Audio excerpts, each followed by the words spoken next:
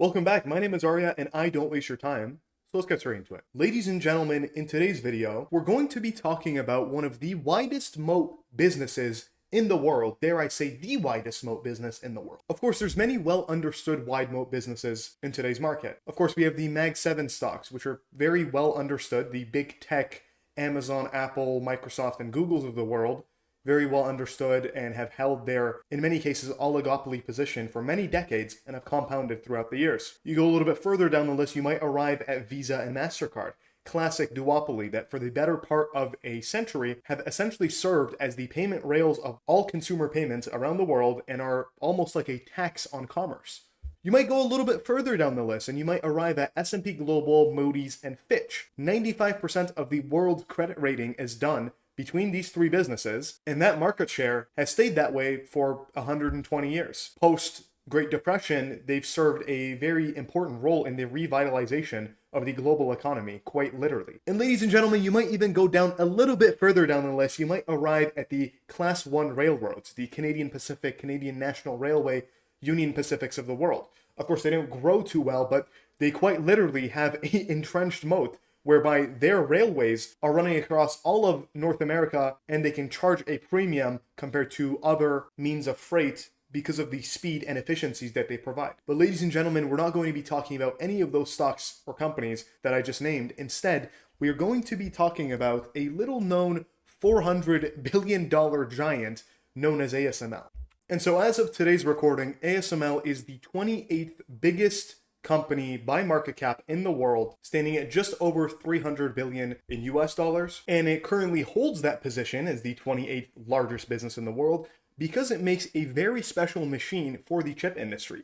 It makes what's called lithography machines, and stay with me here, it sounds more complicated than it actually is. Essentially, these are the big machines that end up printing the chips for companies such as Intel, Samsung, and TSMC, which I'm sure many of you are familiar with. These machines end up costing hundreds of millions of dollars. And so at the end of the day, there's only like, give or take 10 entities in the world that could really purchase these incredible lithography machines. And this is what it looks like. On a very high level, pretty much just shoots a laser in this big machine and it bounces off a bunch of mirrors and then it's able to print designs on a chip. And this is what it kind of looks like. This is the laser pointer, and I believe it does it like 50 times per second, something crazy. We'll watch a video in a second, which kind of explains it better than how I just did. But in essence, this is what the company does. They build these massive machines and they sell them to, again, TSM, Intel, or Samsung. And going forward, I'm going to refer to these companies as foundries. So when I say foundries, just think those three companies. So they essentially just sell these machines to those foundries, and then they're also able to service them over time, over the durable life of these ASML machines. And so they make a little bit of high margin service revenue on that front. There's a little bit of like proprietary software that they're able to sell on that type of stuff. That part of the business accounts for about 30%, and 70% of the business is quite literally selling these machines. With that being said, don't take my word for it. We're going to watch a clip from this CNBC documentary. I highly recommend, after you finish watching this video, I'll link it in the description, you check out this video in its entirety. It's truly, truly an incredible overview of what ASML actually does. By 1988, ASML had 5 U.S. offices with 84 employees, and a new Dutch office that eventually became its headquarters in Veldhoven, where CNBC took a tour earlier this month. We're walking through the EUV factory, which is about 50,000 square meters of space with 1,500 employees who are working in shifts 7x24 to produce 100% of the EUV machines shipped worldwide from this facility. With a breakthrough machine, ASML started turning a profit and went public on the Amsterdam and New York Stock Exchange in 1995. By the 2000s, ASML was acquiring California tech companies like Silicon Valley Group and various key suppliers like Cymer in San Diego, where we also got an inside look at the clean room where ASML's light source is produced. So this is actually the nozzle manufacturing area where we actually build the nozzles. This is actually the piece where the tint shoots out of. That's what's going to create your EUV. EUV refers to extreme ultraviolet, an incredibly short wavelength of light that ASML uses to print smaller, more complex chips. But developing this revolutionary technology was incredibly expensive. We didn't have the money, so we went out and we found partners, which actually was the basis of the way that we built the company. So we were forced to be a system architect and a system integrator. In 2012, ASML offered about a quarter of its shares to its biggest 3 customers, Intel, Samsung, and Taiwan Semiconductor Manufacturing Co., or TSMC. They had to accelerate the R&D for EUV, and the only way they could do this is to get their largest customers involved. And one way you can make your commitment real is to make them a shareholder. ASML is a Dutch company, but it's also a Dutch company that relies very heavily on US components, in particular for its machines, and at this point relies also very heavily on one Taiwanese customer for its sales. TSMC made up nearly 40% of ASML's sales last year. In 2019, the Taiwanese chipmaker was the first to deliver high-volume chips made with EUV, a milestone that's kept it at the head of the pack ever since. Its chip technology at least one node ahead of Samsung and Intel. And it has been TSMC's customers that have gained a lot of benefit, like AMD, NVIDIA, and others. And yeah, you can argue that this has come at the expense of Intel not executing. Intel is just now producing its first chips with EUV this year, 3 years behind TSMC. But it's made a bold move in hopes of catching up, an early investment to secure the first prototype of ASML's next machine, high numerical aperture. So as you can see with this, and thankfully we have the benefit of being in the future, and this was recorded 2 years ago. This was in 2022, March 2022. So Intel has even fell a lot more since this documentary and this video came up. And as you can see, Intel decided, you know what, screw you, ASML, we're not going to buy your new EUV machines. This was in roughly the 2018 timeframe. And TSM, of course, because the monster that they are, of course, they decided to go for the next generation of EUV. And we've seen how badly Intel has fell behind because of making that decision. Obviously, the big key client that immediately left them was Apple. And Apple accounts, I think TSM is a bigger revenue business than Intel, but Apple accounts for about 25-30% of TSMC's revenue. So that must have been like a 40-50% revenue hit to Intel. I'm not too familiar with the numbers, but the point still stands. Apple is a monster huge client for Intel that they've just now lost. Why? Because the next generation of compute was over at TSM with the brand new ASML machine. And so as you can see, like, this is the key company in the entire chip industry. It is ASML at the end of the day. Every single year, the reason why your new phone, your new laptop, your new whatever becomes faster, becomes better, at the end of the day is because of ASML, by extension to that, because TSMC ends up buying the ASML machines. So it's just like a incredible company, incredibly powerful company. And at the end of the day, because they hold a monopoly position, in theory, they have a long runway of pricing power where they could just continuously increase these prices against TSM, against Intel, against whoever. And at the end of the day, those companies, they just have to cough up whatever ASML decides is fair for that year. In order to stay competitive, in order to keep the lights on, in order to maintain your customers, TSM has to cough up whatever ASML decides. And of course, ASML understands this position in the industry, so they don't abuse that power too much. But at the end of the day, it's an incredibly powerful position on, if we look like a 10, 15, 20-year time frame. And so in this next clip, they talk about how Intel actually fell behind and why Intel fell behind as a result of not buying ASML's newest generation of chips. Newest generation of machines, excuse me. To understand why the success of a giant like Intel hinges on ASML, let's take a look at how EUV lithography revolutionized chipmaking. When you start breaking down what does it take to make an EUV lithography machine, it's sort of Nobel Prize winning in terms of the engineering involved. Chips are made from silicon, an abundant element found in rocks and sand that's purified, melted down, then sliced into circular wafers, the surface on which chips are built in a grid formation. Each wafer can have dozens of thin layers, making up billions of transistors that determine what the chips can do. These layers are printed using lithography. Extremely precise rays of light are projected through a mask of the chip design.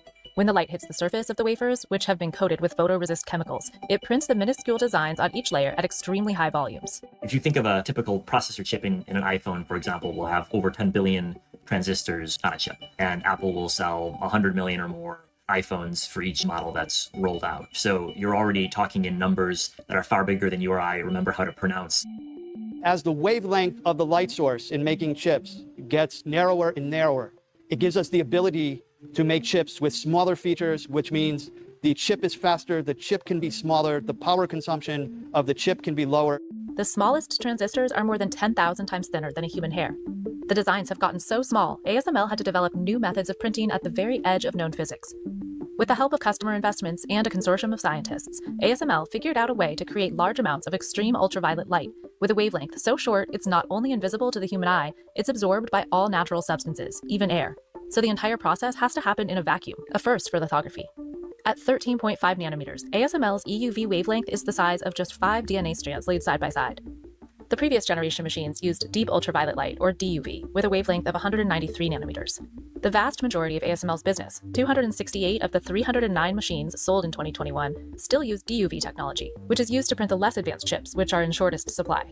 DUV is for anything that is low technology, like a toaster or a refrigerator, or even some of the electronics in your car. Today's iPhone 13 is EUV. So, a lot of things just happened right there. In essence, and on a very summarized manner, let's just say, essentially, there's a light that gets shot on a bunch of mirrors and it prints on this little piece of silicon. And then at the end of the day, once some other stuff happens, you end up with a chip that works in your various technologies around the world. And so another cool thing that I wanted to comment on was this wavelength thing that they're talking about. So EUV starts at 13.5 nanometers, and essentially the chip industry, how it works is there's something known as Moore's Law, which I'm sure many of you have heard of. But essentially what that means is Moore's, he predicted that every 2 years, the amount of chips that you could fit on a piece of service, it would have every single 2 years. And so this has continued on for like 40 years. So the last generation of lithography machines had a cap of like 193 nanometers. And in the new generation, it started at 13.5 nanometers. Today, we're looking at, I believe, the high NA EUV machines, and this is like, it's been a couple years since this, right? The newest one that they're working on is at 2 nanometers. So that's what I'm saying, like it's continuously become smaller and smaller, like we could fit more chips on the same surface area. And at the end of the day, that's what ultimately makes technology faster, is being able to fit more chips in the same little circle or square or whatever the case is. This is like when you look at like computers from like the 60s, it was like the size of a room. And then that same thing is like you have like 100,000 times more compute than that big whole room computer in like literally your phone, right? Moore's Law, ladies and gentlemen. One last thing I want to squeeze in here. This number has flipped more as well. So I think they're doing about 350, 360 machines sold per year. And it's like 80 EUV and then the rest is DUV. So over time, we'll be able to see that more and more EUV machines are going to be sold as well. A completed EUV machine is actually made up of 7 different modules, each built at one of ASML's 6 manufacturing sites among its 60 total locations around the world, then shipped to and reassembled in Veldhoven for testing. Then it's disassembled again for shipment, which takes 20 trucks and 3 fully loaded 747s. In 2021, ASML sold 42 EUV machines, bringing the grand total it's ever shipped to just about 140. With each machine costing up to $200 million, only 5 customers can afford to buy EUV systems: Micron, SK Hynix, Samsung, Intel, and TSMC. The last 3 making up nearly 84% of ASML's business. It certainly has eliminated a lot of players out of that market. So we saw Global Foundries back 5 years ago or more say that they weren't going to pursue a 7 nanometer chip. So something very interesting they just said there is the biggest competitor, Global Foundries, said that they're not going to pursue, I think it was a 12 nanometer chip. And so again, keep in mind, today in 2024, we're looking at the next generation being 2 nanometer chips, and it's going to continuously become smaller and smaller. And this is what I'm talking about. Like the gap between ASML, SK Hynix, Nikon, Canon, which are like a whole generation of chips behind, the gap is too large. For Nikon and Canon, we're decades away for those guys to catch up to ASML today, let alone ASML in a couple decades from now, right? Like it's just the gap between the competition and ASML is far too large. And then add on the fact that you have their customers essentially owning a quarter of the business. It's literally in the best interest of the foundries that ASML is the sole success story in this little part of the chip industry. And so to kind of conclude this video, of course, I want to talk like valuation and that type of stuff. And maybe I should have mentioned this up front. I do have a very small 3.5% stake in the business, and I'm actually thinking about adding more. I think as it stands currently, no, it's not like an incredible bargain from the prices where I bought in October 2023, or I might have been September 2023, I can't remember, where it was like a 20 something forward PE. Currently, it's sitting at like a 44 trailing and a 26 times 2025 PE. But again, take that with a grain of salt. Like this is a pretty cyclical business. But at the end of the day, like, dude, like a 40-ish PE for a monopoly company in the chip industry, growing at like 20-25%. I think it's around like fairly valued. I think Morningstar has like a $900 something price target. Currently it's at like 840. And so like over the past decade, they've averaged about 17% revenue growth with a good amount of margin expansion from obviously scale. That's one thing. And then 2, being able to increase prices over time. That's an organic margin driver over the next call it 10, 20 years. I think the combination of those two things, like you'll easily clear 20% EPS and free cash flow growth over a long time frame. And so like 26 times 2025 PE, I don't know. I'm not going to say it's like a crazy bargain, but at the same time, like it's not too expensive. And another way I could kind of demonstrate this, if we jump over to FinChat, you guys will be able to see that like over the past, call it decade or so, the company's averaged about a 30 times forward PE. Currently, it's sitting at like 30 times forward PE. So like, again, not a crazy deal, but at the same time, like, dude, for the moat, for the amount of growth the business has, the high switching costs with their machines and that type of stuff, like once the foundries end up buying from ASML, it's 20, 30 years of these machines existing in those factories. And as soon as something breaks, who are you going to? You're going to ASML. They're going to come in, service it. That's like 20, 30% of their business on top of the 70% of their business that they get from actually selling the machines. So at the end of the day, like the operational difficulty of running something like this, the technological gap with competitors, the high switching costs once the machines are actually in, the sort of circular ownership of the customers have an investment in the business, and it's in their best interest that ASML is successful. All these things combined at like 30 PE. Obviously, I would rather to pick up shares at like the 20-something PE that I got it last September, but at the end of the day, it's not a bad valuation. And with that, if you learned something today, you should consider subscribing because it costs you nothing, and I'm going to continue to post high-quality videos just like this one, and you could always go back on that decision if you end up not liking the videos. Check out FinChat. It's the top link in the description down below. It's the only sponsor advertisement that I endorse on the channel. There's a very good reason for that. It's a great software. Thank you for watching, and have a great day.